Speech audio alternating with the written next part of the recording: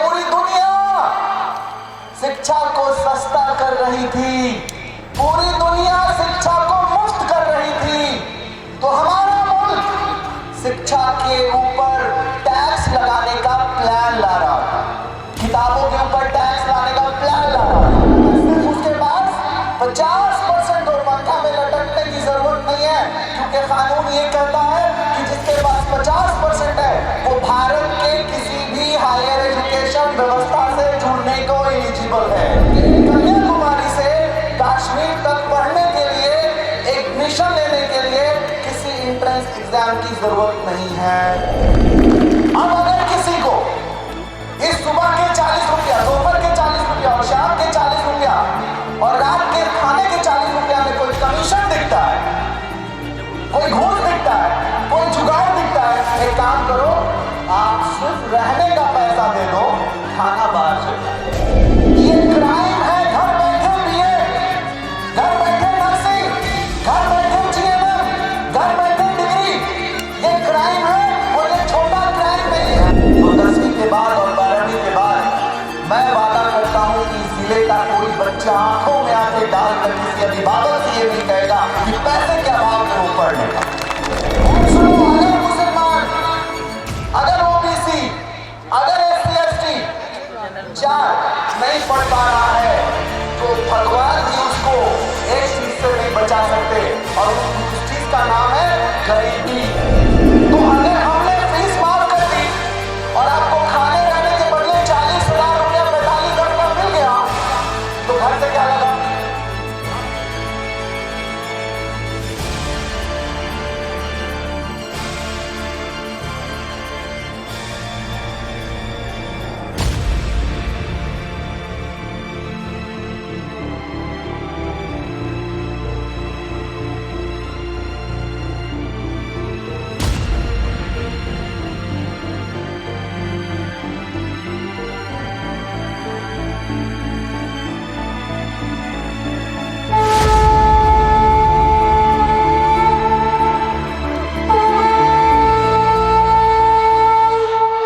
पहले मिथिलांचल की धरती पे इस प्रोग्राम में आए हुए अभिभावक, छात्र छात्रा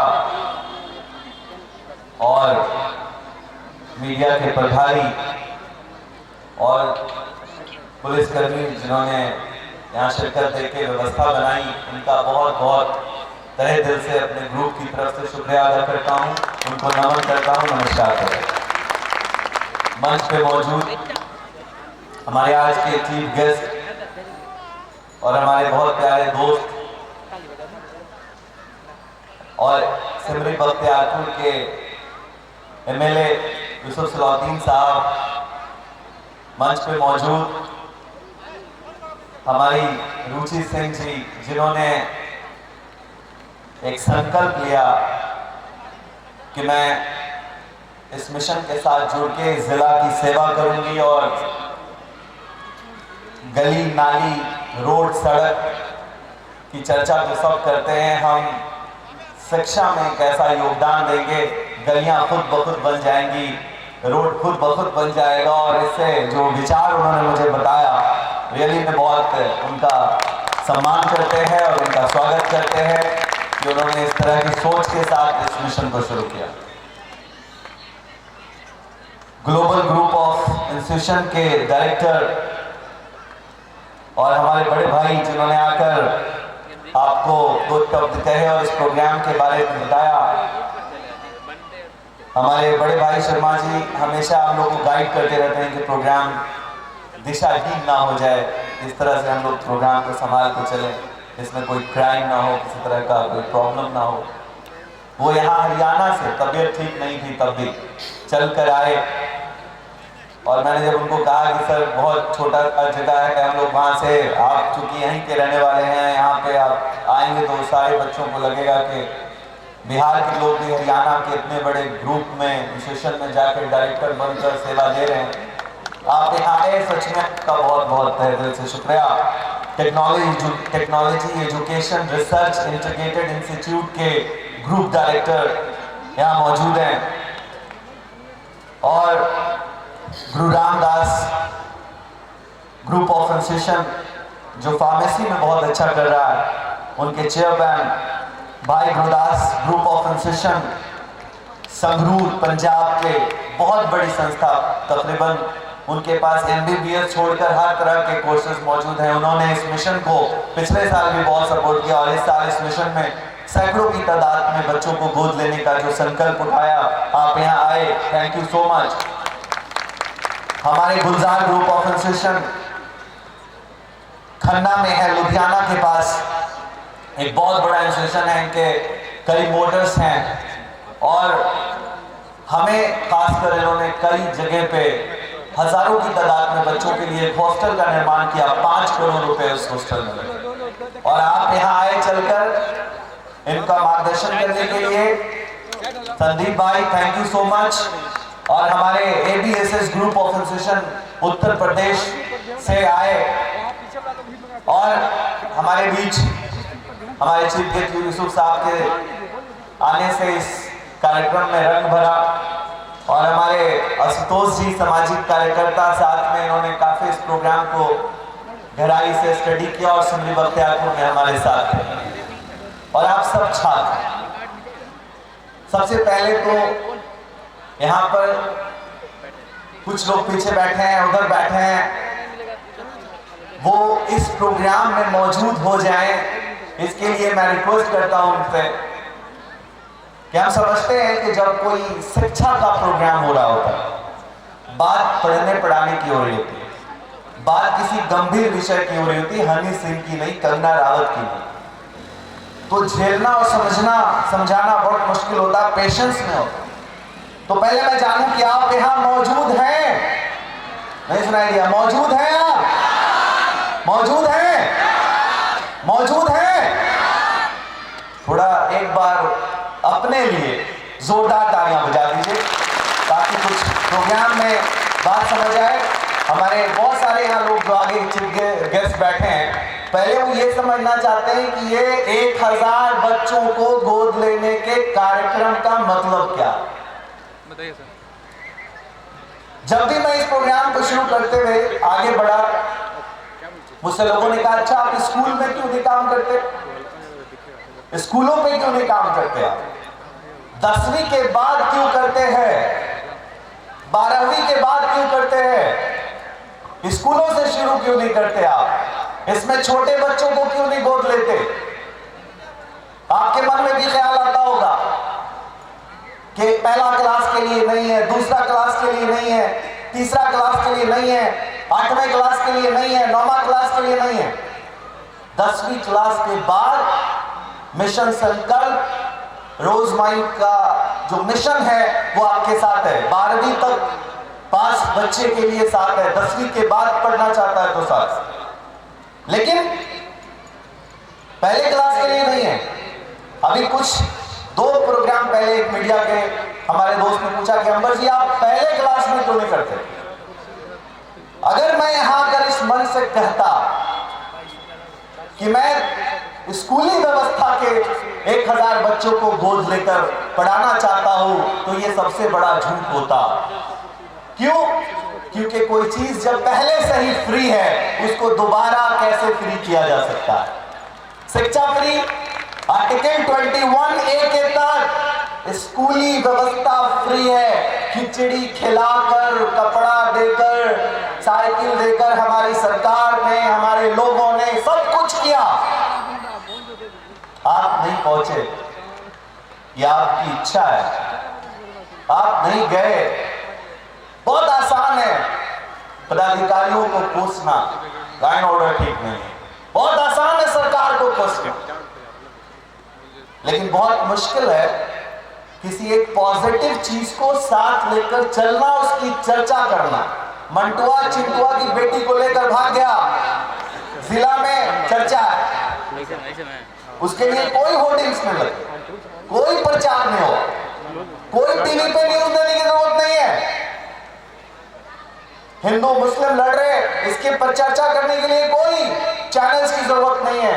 लेकिन तब कहां वो हाथ चला जाता है, वो उंगलियां क्यों काम नहीं करती, वो आवाज क्यों बुलंद नहीं होती, जब किसी एक बच्चे के निर्माण की बात हो रही होती है, शिक्षा के मिशन संकल्प में 1000 बच्चों के गोद लेने की बात हो रही होती है, तो उंगलियां कहां चली जाती हैं? आजम खान साहब की भैंस चोरी हो गई उत्तर प्रदेश में, आप सबको पता होगा। आजम खान की जब भैंस चोरी हुई, डीएसपी साहब, एसपी साहब, डीएम साहब सब लग गए भैंस खोजने को। हमने पूछा मीडिया से, भाई कितने की भैंस थी? 50,000 की एक होगी। हमारा एक बच्चा 1 लाख का है। रुचि सिंह 1000 बच्चों को गोद लेना चाहती है। मीडिया ने ऐसे दिखाया, ऐसा दर्शाया, ऐसे कमजोर राइटिंग में लिखा, लेकिन मंटुआ चिंटुआ के बेटी को लेके भाग गया फ्रंट पेज। दोस्तों, भाइयों, मेरी बहनें, ये विषय गंभीर है। हम हायर एजुकेशन में क्या लेके आए आपके पास? सब्जेक्ट पे बात करना चाहते हैं हम आपके साथ। ये मंच भाषणों के लिए नहीं बना है। ये पहला ऐसा शायद इस जिले का मंच होगा। इससे पहले सिमरी बख्तियारपुर में इतिहास रचा। आप हो सकता है जाकर किसी नाच गाने के कार्यक्रम में बहुत दिल लगाते हो, लेकिन इस प्रोग्राम में अगर आज आपने दिल लगाया तो 10वीं के बाद और 12वीं के बाद मैं वादा करता हूं कि इस जिले का कोई बच्चा आंखों में आंखें डालकर किसी अभिभावक से ये नहीं कहेगा कि पैसे के अभाव में वो पढ़ने का। एक लाइन में कहूं तो ये प्रोग्राम किसका है? गरीबों का नहीं, फकीरों का नहीं, जिनके पास पैसे नहीं है ये प्रोग्राम उनका है नहीं। प्रोग्राम गरीबों का नहीं है। 2 तरह की बातें हैं बहुत इंपॉर्टेंट, जो बिल्कुल दोनों चीजों को अलग कर देती हैं। प्रोग्राम गरीबों के लिए नहीं है। शिक्षा का मिशन संकल्प, जिसको कलाम साहब ने जब प्रोग्राम को सुनने और समझने की बात आई तो उन्होंने मुझे कहा, उनके सेक्रेटरी साहब ने, you have 15 minutes to explain your blueprint. And when I started, जब मैंने उसको शुरू किया, it was 45 minutes। जब उन्होंने रोका तो कलाम साहब ने कहा, let's go ahead। सुनने दो यार, एक बार सुनने तो दो, कोई प्रोग्राम को बता रहा है। तो मेरे दोस्तों, विषय बहुत बड़ा है। प्रोग्राम किसका है? प्रोग्राम सबसे पहले मैं अपना 10वीं याद करता हूं तो मेरा है। मेरे पिताजी इलेक्ट्रिसिटी बोर्ड में एक छोटे से पदाधिकारी थे और 7 भाई और 3 बहनों के परिवार में मैं पैदा हुआ। 7 3 10 मम्मी पापा मिला के पूरा क्रिकेट टीम थे। तब कोई जनसंख्या उनकी बात नहीं होती थी। लोगों ने कहा यार जनसंख्या पे बात होनी चाहिए। मैंने कहा अगर उस वक्त होती मैं ही नहीं होता। मैं पहला भी नहीं हूं, दूसरा भी नहीं हूं, तीसरा भी नहीं हूं, चौथा भी नहीं हूं, 5वां भी नहीं हूं, 6ठा हूं। अब मैं इतना बीच में हूं कि बात ही खत्म, मैं तो होता ही नहीं।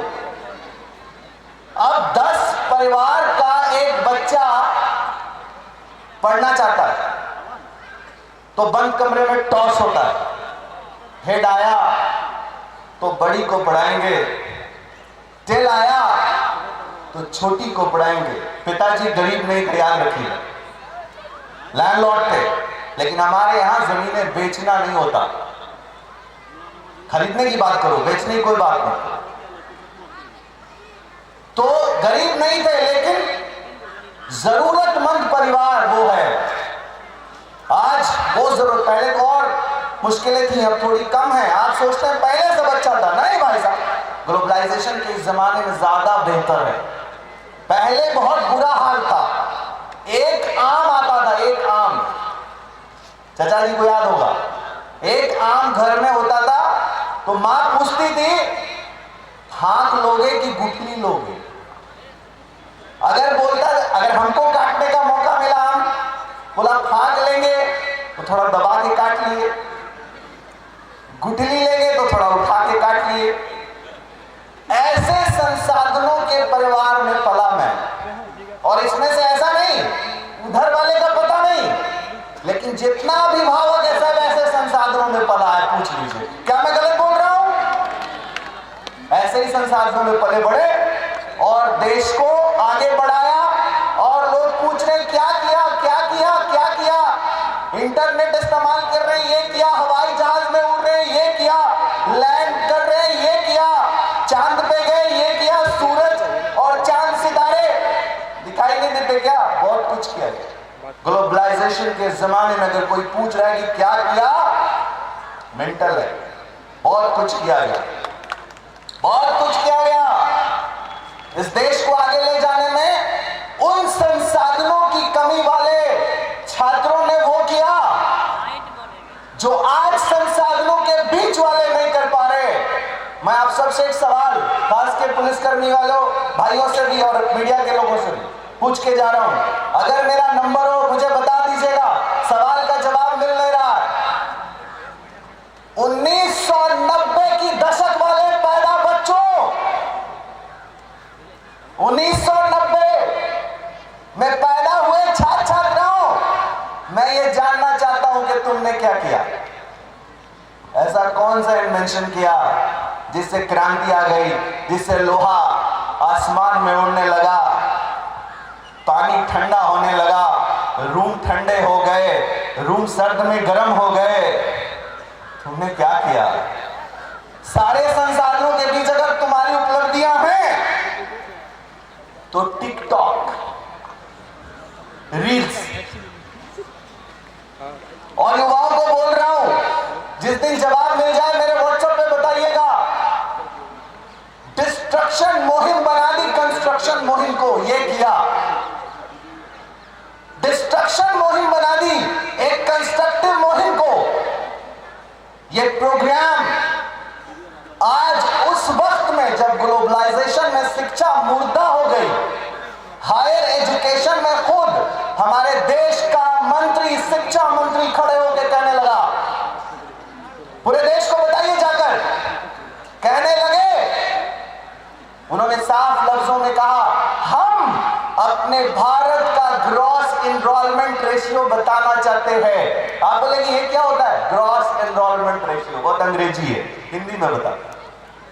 10वीं के बाद होता क्या था कि जब मैं आपकी उम्र में वहां बैठा होता था, एक आदमी इधर से बोलता था, घर जाके बात समझ नहीं आती थी, बोल के क्या गया यार, चाहता क्या था,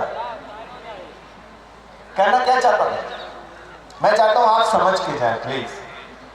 शिक्षा का मंत्री भारत सरकार का, जाके इंटरनेट पे चेक करिएगा, मेरी झूठ बात लगे तो, कह रहे हैं हमारा देश आज 22% से 30% का ग्रॉस एनरोलमेंट रेशियो रखता है।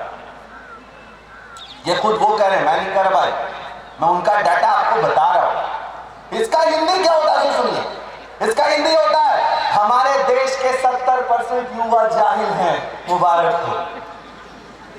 इसका हिंदी होता है, अंग्रेजी होता है कि 30% युवा ग्रॉस एनरोलमेंट रेशियो के अंदर है। इसका हिंदी होता है, मुबारक हो देशवासियों, मुबारक हो हिंदू भाइयों, मुबारक हो मुसलमानों, मुबारक हो सिख भाइयों, मुबारक हो क्रिश्चियन। हमें ऐसे बताना जरूरी है, आज के बांटा जा रहा है। मुबारक हो,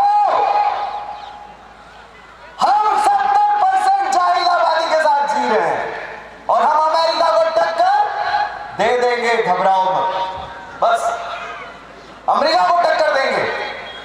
इस्लाम में थोड़ी थोड़ी किताबें मैंने पढ़ी, उसमें लिखा है मंदिर का घंटा बजाना, सीढ़ियों पे घुटनों पे चलकर। किताबों में धर्म ग्रंथ को पढ़िए, चाहे वो हिंदू की हो चाहे मुसलमान की, बहुत चीज मिलेगा उसमें। जो लिखा है, आप सब युवा सुनिए, सुन रहे हैं आप, सुन रहे हैं? कहा घुटनों पे मंदिर का सीढ़ियों चढ़ के घंटा बजाना, मस्जिद में रात भर जाकर इबादत करना, अल्लाह को, ईश्वर को, भगवान को उतना पसंद नहीं है, उतना पसंद नहीं है जितना एक आलिम का रात भर सोना पसंद है। आलिम किसको बोलते हैं? ओ मुसलमान वाला वर्ड है।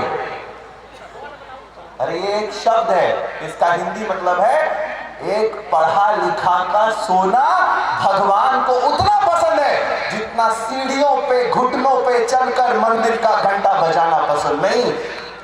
आगे कहा, आगे क्या कहा? एक जाहिल मुल्क, अब आप गौर से समझ लीजिए, उसको मैं इधर शब्द में पिरो रहा हूं कि एक जाहिल मुल्क कितनी भी शिद्दत कर ले, पढ़े लिखे मुल्क से टक्कर नहीं ले सकता। और कहेंगे यार मैं कैसा देशवासी हूं, खाली ऐसा बोल रहा हूं। इसीलिए तो प्रोग्राम बना, पोलियो में बच्चे लंगड़े लूले पैदा होने लगे, पोलियो भगाओ अभियान बना। जब पिलाने गए तो गांव के बाबा ने क्या कहा पता है? मारो सालों को, मारो ही सब जो आया, ये पोलियो पिला देगा, ये पोलियो थोड़ी है, साजिश है साजिश, बच्चे नहीं होंगे पीने के बाद। ठरकी बाबा ने पीपल के पेड़ के नीचे ये कह दिया, किसी ठरकी मौलाना ने, किसी ठरकी बाबा ने, सबने मिलजुल के जो जुगाड़ टेक्नोलॉजी गांव का चला रहा था। अब क्या हुआ, जो पोलियो पिलाने जाए उसको मार के भगा रहे। जब जब कोई पॉजिटिव अभियान चलता है उसके साथ नेगेटिव लोग खड़े होते हैं। उन नेगेटिविटी को छोड़कर, उन विचारों को छोड़कर जो इन विचारों के साथ आता है वो देश का निर्माण करता है। मैं आप सबसे कहना चाहता हूं कि वो वक्त था जब लंगड़े लूदे पैदा हो रहे थे, एक अभियान बना। ये वक्त है जब 80%, वो तो डाटा भी गलत है 70% वाला, मैं तो कहता हूं 80%। एक जाहिल आबादी क्यों नहीं पढ़ पा रही है, इसको समझाना सिर्फ इतना सा आसान है, इतना आसान कि एक क्राइम रोका नहीं जा रहा है क्योंकि वो क्राइम कागज पे लिखकर हो रहा। उस क्राइम का नाम है इम्तिहान, उस क्राइम का नाम है एग्जाम, उस क्राइम का नाम है टेस्ट, उस एग्जाम का नाम है तैयारी, उस क्राइम का नाम है बीमारी।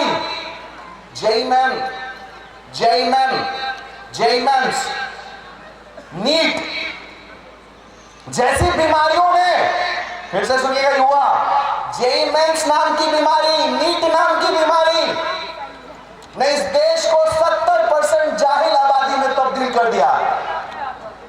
ये दो एग्जाम के लेने से क्यों? क्योंकि 15 लाख और 15 लाख, दो एग्जाम के अंदर 30 लाख आबादी साफ डेटा में नजर आ रही है, जो युवा है, और वो तैयारी के नाम पर ठगी जा रही है। तैयारी करना बुरी बात नहीं है, तैयारी करिए, लेकिन तैयारी के नाम पर सीट को वैकेंट रखना, ये प्रोग्राम कैसे?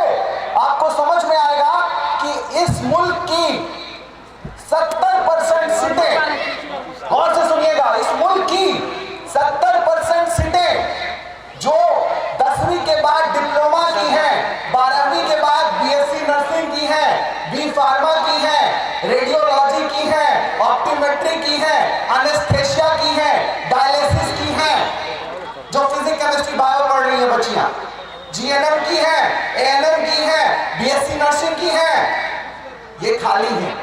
क्यों खाली है? क्योंकि आज तक किसी को यही नहीं पता कि ये भर्ती कैसे है, इसके एग्जाम का नाम क्या है, ये कौन से एग्जाम देने से होता है, और इस पर तो कोई सभा लगी नहीं आज तक। मैं आप सबको बड़ी गंभीरता से कहता हूं। दूसरा, बॉयज जो फिजिक्स केमिस्ट्री मैथ लगे पढ़ते हैं, वो बीमारी का नाम है जेईई मेंस, बिहार के एंट्रेंस एग्जाम के नाम पर। अगर हम लोग देखें तो कुछ नहीं हो रहा है, लेकिन जेईई मेंस सेंट्रल गवर्नमेंट के नाम पर, तैयारी के नाम पर बच्चे लाखों की तादाद में बिहार के एग्जाम फॉर्म भर रहे हैं, लेकिन सीट की संख्या की अगर हम बात करें तो आप खाली गौर से लगाइए, 34 लाख बच्चा एग्जाम दे रहा है, पढ़ना चाहता है, लेकिन वो एडमिशन जब लेने जाता है उसके पिता की आय 1 लाख है और कॉलेज की फीस 4 लाख से ज्यादा है। गौर से समझिएगा कहानी। इसीलिए 70% लोगों के पास जब पढ़ने का पैसा ही नहीं है तो वो एडमिशन लेगा कैसे? 70% लोगों के पहुंच से बाहर है शिक्षा, और इस इतने सी बात को लोग समझ नहीं पा रहे कि ये ग्रॉस इनरोलमेंट रेशियो बढ़ाने का जो तरीका है वो क्या है, एडमिशन को ज्यादा करने का तरीका क्या है। जिस तरह आर्टिकल 21A के तहत शिक्षा 10वीं और 12वीं में खिचड़ी खिलाकर मुफ्त है, हायर एजुकेशन में इसे मुफ्त होना चाहिए। इस मिशन संकल्प का पहला मांग ये है, हायर एजुकेशन में फीस नहीं होनी चाहिए। और एक बात और बहुत जरूरी बात याद रखिएगा, एक इतिहास लिखा जाएगा। और इतिहास में क्या लिखा जाएगा, युवा आप लिखेंगे इतिहास, और इतिहास में लिखेंगे जब पूरी दुनिया शिक्षा को सस्ता कर रही थी, पूरी दुनिया शिक्षा को मुफ्त कर रही थी, तो हमारा मुल्क शिक्षा के ऊपर टैक्स लगाने का प्लान ला रहा था, किताबों के ऊपर टैक्स लाने का प्लान ला रहा था। याद रखिएगा, जितनी सभाएं होंगी उसमें यह बात कोई नहीं बताएगा कि आपको 1000 गोद लेने का कार्यक्रम झूठ नहीं है, यह बहुत आसान और सत्य है। और एक लाइन इसको मैं समझाना चाहता हूं, जो भी बच्चा 10वीं पास है, अगर वो हायर एजुकेशन से जुड़ना चाहता है, उसके एडमिशन कैसे होंगे, जानते कैसे होंगे? इतना आसान तरीका है कि वो कहेगा सिर्फ कि मैं रणधीर कुमार, मैं मोहम्मद अली, मैं रणधीर सिंह पढ़ना चाहती हूं और मेरे पास 50% मार्क्स है। कितना मार्क्स? 50% बस। 60% लाने का इतना टैलेंटेड बच्चा नहीं ढूंढ रहा हूं मैं, 70% वाला बच्चा नहीं ढूंढ रहा हूं मैं, 80% वाला बच्चा नहीं ढूंढ रहा हूं मैं, सिर्फ उसके पास 50% हो। पंखा में लटकने की जरूरत नहीं है, क्योंकि कानून ये कहता है कि जिसके पास 50% है वो भारत के किसी भी हायर एजुकेशन व्यवस्था से जुड़ने को एलिजिबल है। और उसकी उम्र कितनी होनी चाहिए? 17 साल।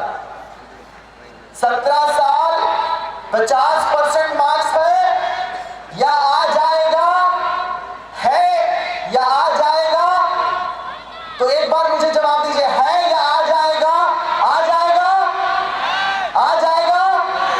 आ जाएगा? बस बहुत साधारण सी बात। जिसके पास 10वीं में 50% है, 12वीं में 50% है, पुलिस कर्मियों के सामने रिकॉर्डिंग में हिंदुस्तान के यूट्यूब पर और इतने शिक्षाविदों के सामने मैं कह रहा हूं कि हिंदुस्तान के कन्याकुमारी से कश्मीर तक पढ़ने के लिए, एडमिशन लेने के लिए किसी एंट्रेंस एग्जाम की जरूरत नहीं है। किसी एंट्रेंस एग्जाम की जरूरत नहीं है। सब IITian बनना चाहते हैं, इंजीनियर कोई नहीं बनना चाहता। सब IITian बनना चाहते हैं, इंजीनियर कोई बनना नहीं चाहता। और इस मुल्क का जो सबसे बेहतरीन इंजीनियर था वो IITian में था। इस मुल्क का जो सबसे बेहतरीन इंजीनियर था वो IITian नहीं था। लेकिन IIT बुरा नहीं है, लेकिन IIT के नाम पर जो गोरख धंधा चल रहा है वो बहुत बुरा है, और उसको मैं छोड़ूंगा नहीं। आज मैं बोलूंगा नहीं, लेकिन एक वक्त आ जाएगा जब युवा मेरे साथ होंगे और उनकी कलम मेरे साथ होगी, उनका बटन मेरे साथ होगा, और वो मेरे उस वीडियो को उन सरकारों के कानों पे गूंज देंगे, तो उनका अस्तित्व मिट जाएगा, वो हमेशा के लिए मिट जाएंगे। मैं अपने दोस्तों से, अपने बहनों से फिर से कहता हूं, जिसके पास 10वीं में 17 साल उम्र है, 12वीं में 17 साल उम्र है और 50% मार्क्स है, MBBS को छोड़कर 5 साल की डॉक्टरेट डिग्री को छोड़कर अगर आप पढ़ना चाहते हैं और आप भी 10 भाई बहनों का परिवार है और आप गरीब नहीं हैं, जरूरतमंद है। आप बोलेंगे गरीब और जरूरतमंद क्या होता है? मैं बताता हूं। भाई साहब का कुर्ता अच्छा है, उन्होंने आयरन करके पहना, अब जब वो बाहर से आते हैं तो जरूरतमंद आदमी जब कुर्ता उतारता है तो हैंगर में टांग कर बोलता है कल भी पहन लेंगे। हैंगर में टांगते वक्त सोचता है इसका क्रिस टूट ना जाए। जूता पहनते वक्त वो सोचता है ये रोज पहने या शादी के लिए नया वाला छोड़ दें। और रेगुलर यूज में कोई और पहन ले, इसको जरूरतमंद कहते हैं, इसको गरीब नहीं कहते। तेल लेते वक्त तो पूछता है कड़वा तेल का रेट बहुत बढ़ गया है। पेट्रोल लेते वक्त पूछता है अरे पेट्रोल बड़ा महंगा है, डीजल बड़ा महंगा है। वो गरीब नहीं है, वो जरूरतमंद है। जरूरतमंद परिवार के लिए मैंने ये प्रोग्राम बनाया है। अमीरों से मेरे इस प्रोग्राम का कोई रिश्ता नहीं। जिनके माँ बाप के पास 10 लाख, 12 लाख, 13 लाख, 14 लाख, 15 लाख रुपया महीना आ रहा है, उनसे मेरा इस प्रोग्राम में कोई रिश्ता नहीं। मेरा प्रोग्राम में रिश्ता उनके साथ है। गौर से सुनिएगा, मेरा प्रोग्राम में रिश्ता उनके साथ है जिनके पास सुबह में खाने के लिए 40 रुपया हो। सुबह में खाने के लिए कितना हो? नहीं सुनाई दिया, कितना हो? दोपहर में 40 रुपया हो। दोपहर में भरपेट खाना खाना हो तो कितना हो? 40 रुपया हो। शाम में खाने के लिए 40 रुपया हो, 3 हो गया। और रात में खाने के लिए 40 रुपया। 4 चौके कितना हो गया? 116, 160। मतलब अगर आपके पास 160 रुपया है तभी आप एक छात्र बनकर किसी जगह रहकर पढ़ सकते हैं। गौर से सुनिएगा, मजदूर एक बाल्टी सत्तू 40 रुपया में पी के जी सकता है, लेकिन पढ़ाई सत्तू एक बाल्टी पीकर नहीं हो सकती। उसको ड्यूरेशंस में खाना चाहिए, तब उसका ब्रेन काम करेगा। तो सुबह 40 रुपया, दोपहर 40 रुपया, शाम 40 रुपया और कितना? रात 40 रुपया हो। और सोने की जगह के खर्चे के लिए 40 रुपया हो। जब आप किसी जगह सोएंगे, एक पंखा चलेगा, एक बेड होगा, एक अलमारी होगी, उसका किराया कितना हो? 40 रुपया। 5 चौके कितना हो गया? जिसके पास खाना हो और रहना हो, जिसके पास खाना हो और रहना हो और अपना ड्रेस खरीद सकता हो, मैं वचन देता हूं, अल्लाह की कसम खाता हूं कि वो मेरे दरवाजे से खाली हाथ नहीं जाएगा। उसका एडमिशन भी होगा और वो पढ़ेगा।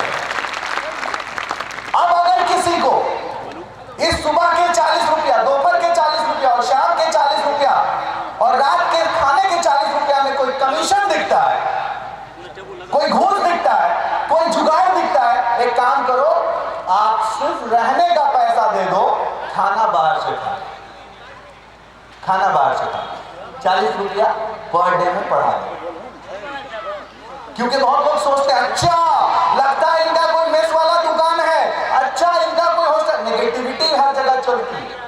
अब दूसरी बात, एक बात खाना रहना हो, दूसरी बात एक बहुत इंपॉर्टेंट बात जो बहुत खतरनाक है, आप सभी पदाधिकारी जो आगे बैठे हैं उनको भी बता रहा हूं।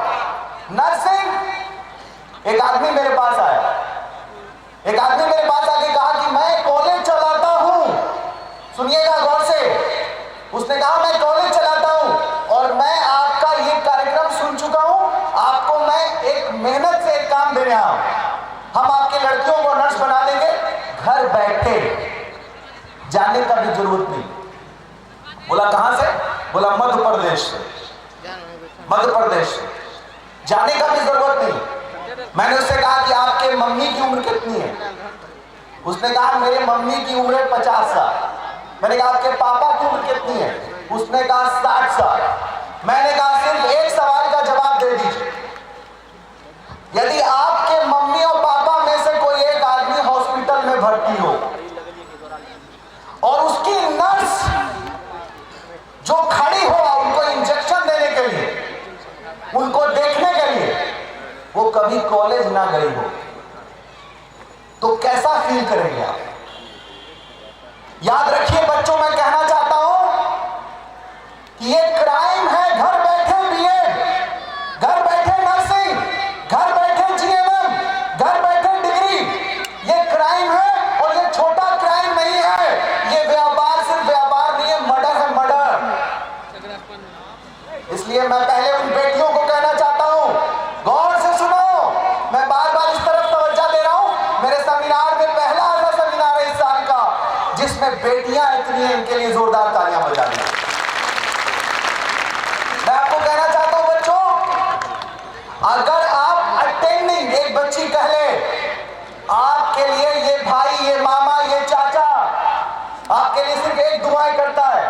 आपका बैग 2 बार पैक हो।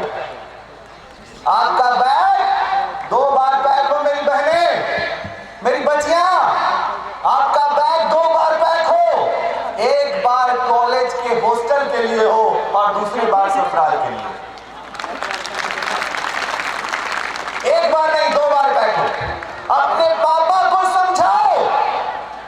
मुस्लिम बच्चियां जो हिजाब में बैठी हैं, जाके पापा को समझाओ कि हिजाब किसी काम का नहीं।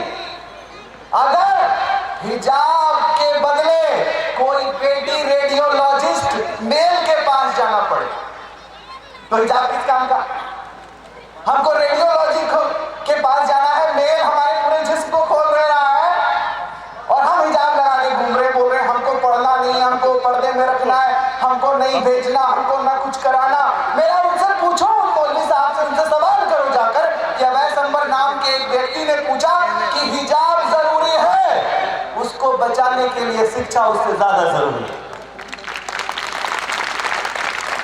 मैं देखता हूं मेरी हिंदू धर्म की माता बहनें जब आती हैं, उनकी माएं मेरे पास आती कहती भेज देंगे, लेकिन मुसलमानों में ये प्रॉब्लम आती है, इसलिए मैंने ये बात ध्यान रखी।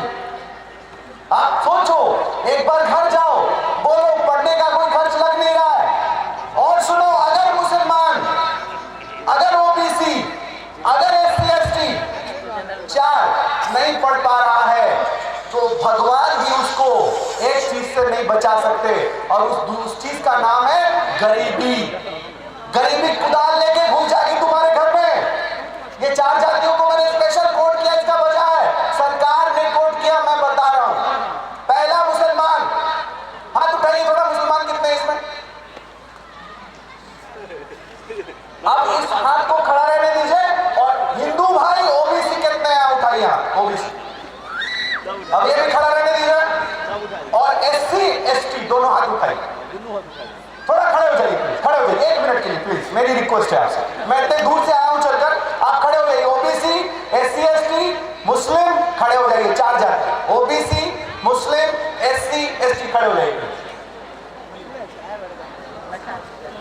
आप सब देख लीजिए, मैं आपको बहुत बड़ी बात कर रहा हूं। अगर इनमें से कोई कहता है कि मैं पढ़ नहीं पाया, 1 नंबर का झूठा है, फरेबी है, धोखेबाज है। बैठ जाइए। कैसे कैसे? बस लास्ट 5 मिनट लूंगा मैं। और अगर कोई एससी एसटी ओबीसी और मुसलमान है तो खाने रहने का खर्च 60,000 रुपया है, 70,000 रुपया है, 72,000 रुपया है, बहुत जगह पे 72,000 है, 72,000 रुपये। 4 टाइम खाना और रहना। और इन 4 जातियों को 40,000 से 60,000 रुपया सरकार देती है स्कॉलरशिप के नाम पर। तो अगर हमने फीस माफ कर दी और आपको खाने रहने के बदले 40,000 रुपया, 45,000 रुपया मिल गया तो घर से क्या लगा? अब जनरल कैटेगरी के लिए पूछा जाए, जनरल के लिए क्या है? उसका जवाब है भाई तुम्हारे लिए आज तक रोज माइल इतना बड़ा प्रोग्राम ही नहीं बना, मैंने तुम्हारी ट्यूशन फीस को 0 कर दिया। तुम्हारे पास खाने रहने का पैसा हो और एग्जाम का पैसा हो तो आओ, हम तुम्हें गोद लेके पढ़ाने को तैयार है। तो छोटे से शब्दों में प्रोग्राम में लास्ट में समझाना चाहूंगा, चूंकि ये प्रोग्राम बहुत सब्जेक्टिव है, मुझे रुचि मैम ने कहा था कि यहाँ प्रोग्राम समझाना बहुत जरूरी है। एक बात और लास्ट में, यहाँ हमारे श्री बख्तियारपुर के विधायक जी बैठे हैं और सरकारी प्रोग्राम से जुड़े हैं, तो मैं साफ साफ आप सबको कह दूं कि ये प्रोग्राम क्रेडिट कार्ड योजना नहीं है। ये प्रोग्राम सिर्फ डिजाइन किया हुआ प्रोग्राम है और इस प्रोग्राम में जो आपको स्कॉलरशिप दी जाएगी वो वापस नहीं करनी है, उसे रिटर्न नहीं करना है और ना ही उसको वापस करना है आपको, लेकिन एक वचन लेना है। याद रखिएगा, एक लाइन और मैं बोलते जा रहा हूं, एक बहुत खूबसूरत योजना है क्रेडिट कार्ड योजना, लेकिन वो योजना उसके लिए है जो पैसा लेकर पढ़कर वापस कर दे सूद समेत। ये योजना में आपको पैसा वापस नहीं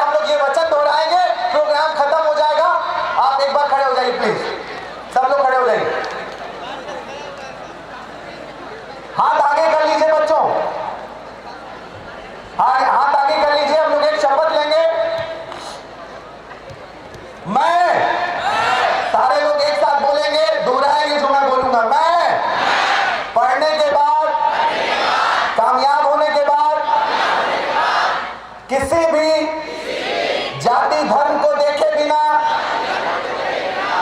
किसी कास्ट क्रीड को देखकर कोई तरह का जाति धर्म के बीच विवाद देखकर फैसला नहीं करूंगा। मैं किसी भी बच्चे को जो पढ़ना चाहता होगा उसे गोद लेकर पढ़ाऊंगा और मैं अपनी शादी में दहेज ना दूंगा और ना लूंगा।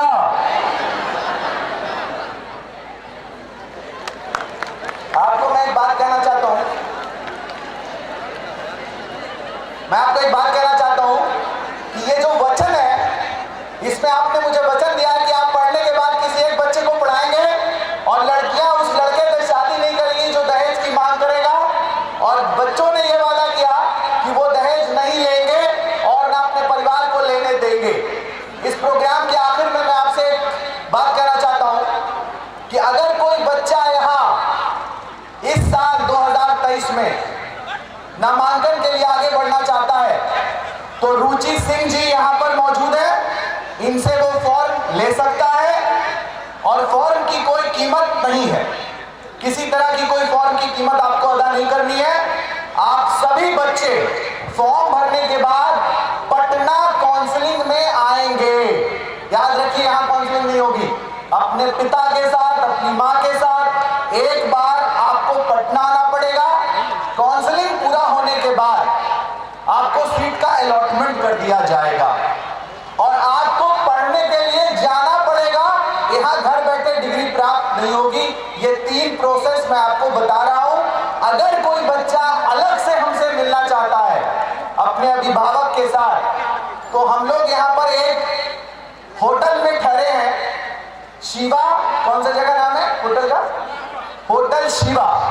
वहां पे हम लोग 2 घंटा और रहेंगे ताकि यहाँ के कुछ लोग हम लोगों से जुड़ना चाहते हैं, कुछ मीडिया के लोगों मिलना चाहते हैं, कोई अभिभावक अलग से बात करना चाहते हैं और हमारे मिशन से जुड़कर इस जिला का कल्याण करना चाहते हैं, तो 2 घंटा शिवा होटल में आकर हमसे मिल सकते हैं। और अगर कोई बच्चा यहाँ से जाता है और उससे कोई किसी तरह का पैसा मांगता है, उसे देना नहीं है दोस्तों, देना नहीं है।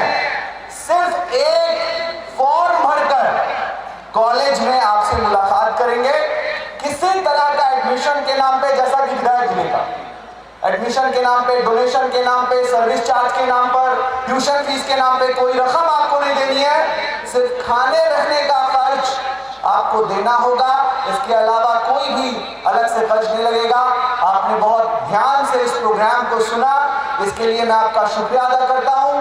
और अगर कोई बच्चा यहाँ पर, कोई ऐसा बच्चा जो हमारे पहले से ही उनके अभिभावक मौजूद है, पढ़ रहा है बच्चा, ऐसा कोई अभिभावक है रुचि नाम जिनका पेरेंट्स यहाँ मौजूद हो? हमारे यहाँ इस जिले से 16 बच्चे पढ़ रहे हैं। मैंने उनके अभिभावक को भी दावत दी थी, आप उनसे भी मिलना चाहते हैं तो मैं उनसे अलग से मिला दूंगा आपको। उन बच्चों के माँ बाप से पूछ लेंगे आप कि कैसा पढ़ाई चल रहा है उनका, कैसे हैं वो बच्चे, कहाँ रह रहे हैं, कैसी पढ़ाई चल रही है। और एक आखिर में हमारा जो प्रोग्राम खत्म होने जा रहा है उसमें हम चाहेंगे कि एक छोटा सा, जो कॉलेजेस हरियाणा से आए हैं, जो कॉलेज पंजाब से आए हैं, जो कॉलेज उत्तर प्रदेश से आए हैं, वो यहाँ इसलिए आए हैं ताकि आपको वो गोद लेने के कार्यक्रम में सीट डोनेट कर सकें। मैं उनसे ये गुजारिश करता हूं कि आप लोग इस भीड़ को देखकर, क्योंकि 1000 बच्चों को गोद लेने का कार्यक्रम है और हमारे पास लगभग 1500 से 2000 बच्चा आज हमारा फिल कर चुका है फॉर्म, तो मैं रिक्वेस्ट करूंगा कि कॉलेज के लोग अपनी सीटों को बढ़ा दें ताकि हर बच्चा जो यहाँ से जाना चाहता है वो जा सके। और मैं चाहूँगा रुचि मैम को कि हमारे जितने भी कॉलेज आए हैं उनके लिए एक अवार्ड का कार्यक्रम है, आखिर में वो पूरा करते हुए आप सबसे विदा लूंगा। थैंक यू सो मच, धन्यवाद।